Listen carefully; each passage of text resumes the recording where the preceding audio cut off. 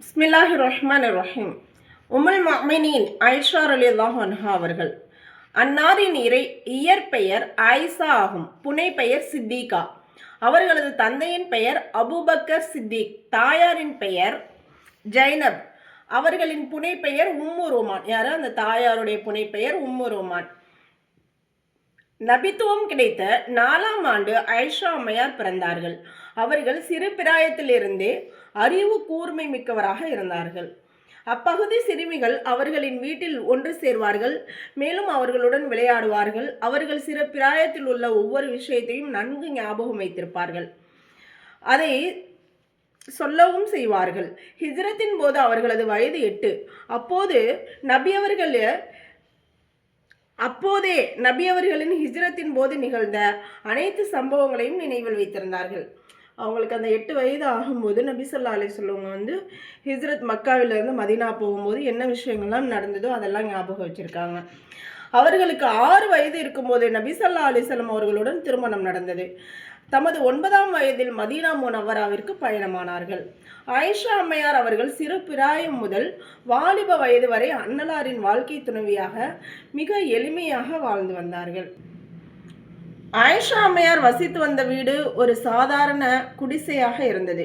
அது சுடாத செங்கல் மற்றும் பேரித்தங்கீத்துகளால் கட்டப்பட்டு இருந்தன. அந்த வீட்டில் தோலினால் ஆன ஒரு விரிப்பு இருந்தது. அதில் இலைகள் நிரப்பப்பட்ட தரையில் பாய் விரிக்கப்பட்டிருக்கும்.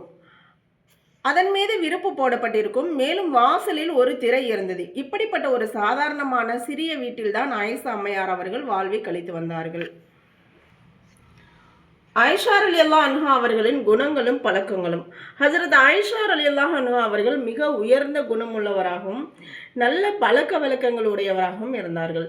துணிச்சல், தைரியம், மன உறுதி ஆகியவற்றில் தன்னிகரற்று விளங்கினார்கள். சத்தியத்தை கூறும் விஷயத்தில் எவருக்கும் அஞ்ச மாட்டார்கள். மாபெரும் வீரமிக்கவர்களாய் இருந்தார்கள். யுத்த களத்திற்கும் வந்து விடுவார்கள். உஹது யுத்தத்தின் போது தம் முதுகின் மீது தண்ணீர் துருத்தியை சுமந்து கொண்டே காயப்பட்டு கிடந்தவர்களுக்கு தண்ணீர் புகட்டி கொண்டிருந்தார்கள்.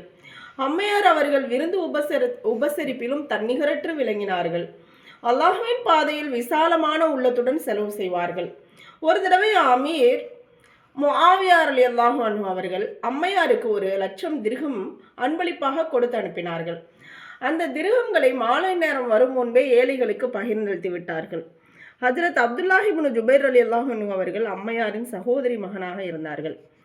மேலும் அம்மையாரை மிகச் செல்லமாக வைத்திருந்தார்கள். அவர் அதிக நேரம் அம்மையாரின் வீட்டில்தான் இருப்பார். அவர் அம்மையாரின் கொடைத்தன்மையை பார்த்து பதறி போய்விட்டார். மேலும் அம்மையாரின் கையை தடுத்து நிறுத்த வேண்டும் என்று நாவாலும் கூறிவிட்டார். சிற்றன்னையான ஆயிஷா ரலியல்லாஹு அன்ஹா அவர்களுக்கு விஷயம் தெரிய வந்தபோது, எனது கையை அவர் தடுத்து விடுவாரா அப்படின்னு கோவப்படுறாங்க. இனி நான் அப்துல்லாஹ் பின் ஜுபைருடன் பேசவே மாட்டேன் என சத்தியம் செய்து விட்டார்கள். அவ்வாறே அவர்கள் ஒரு சில காலம் வரை அப்துல்லாஹ் பின் ஜுபைருடன் பேசாமலேயே இருந்தார்கள். கடைசியில் மிக்க சிரமத்துடன் மன்னித்தார்கள். அத்துடன் ஆயிஷா ரலியல்லாஹு அன்ஹா அவர்கள் இபாதத்தும் செய்து வந்தார்கள். அன்னலாரின் சுன்னத்துக்களையும் ஷரியத்தின் ஒவ்வொரு கட்டளைகளையும் மிக பேணுதலுடன் நிறைவேற்றி வந்தார்கள். தஹஜ்ஜத், லுஹா தொழுகை முதலியவற்றை பேணுதலாக தொழுது வந்தார்கள். மிக கடினமான வெயில் காலத்திலும் நோன்பு நோற்றார்கள். ஷரியத்திற்கு மாற்றமான சிறு சிறு காரியங்களிலிருந்தும் தவிர்த்திருப்பார்கள். சதா காலமும் அல்லாஹ்வின் அச்சமும் மறுமையும் சிந்தனையும் கொண்டிருப்பார்கள்.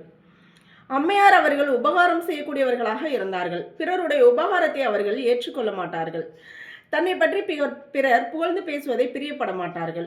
அடிமைகள் மற்றும் தமக்கு கீழுள்ளவர்களுடனும் நல்ல முறையில் இரக்கத்துடனும் நடந்து கொள்வார்கள். அனைவரிடமும் நன்முறையில் நடந்து கொண்டார்கள். ஃபர்தா விஷயத்தில் மிக பேணுதலாக இருந்தார்கள். ஆயிஷா ரலியல்லாஹு அன்ஹா அவர்கள் தம் வாழ்நாள் முழுக்க நன்மைகளை ஏவுவது, தீமைகளை தடுப்பது ஆகிய கடமைகளை சரியாக நிறைவேற்றி வந்தார்கள். மேலும் புறம், தீய பேச்சு, இட்டுக்கட்டுதல், சபித்தல், பழித்தல் முதலான காரியங்களை தவிர்த்தும் கொண்டார்கள். சுப்ஹானல்லாஹ்.